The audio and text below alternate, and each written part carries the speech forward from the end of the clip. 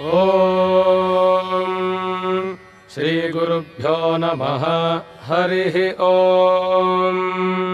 गणानां त्वा गणपतिगुं हवामहे कविं कवीनामुपमश्रवस्तमम् ज्येष्ठराजं ब्रह्मणां ब्रह्मणस्पत आनः शृण्वन्नोतिभिः सीदसादनम् महागणपतये नमः।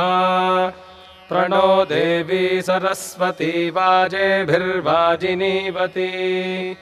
धीनामवित्र्यवतु वाग्देव्यै नमः।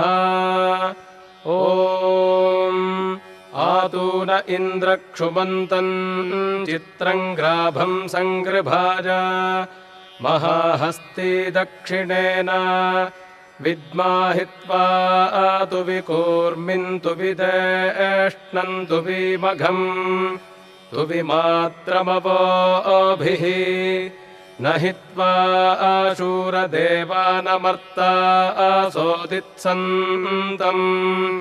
भीमन्नगां वारयन्ते एतोन्विन्द्रं स्तवामेषानं वस्वस्वराजम् न राधसामर्धिषन्नः प्रस्तोषदुपगासि शश्रवत्सामगीयमानम् अभिराधसा जुगुरत् आनो भरदक्षिणेनाभिसंयेन प्रमृषा इन्द्रमानो वसोर्निर्भाक् उपक्रमस्व भरधिषता धृष्णो जनानाम् अदाशूष्टरस्य वेदाः इन्द्रय उनुते अस्ति वाजो विप्रेभिः सनित्वः अस्माभिः सुतं सनुहि सद्यो जुवस्ते वाजा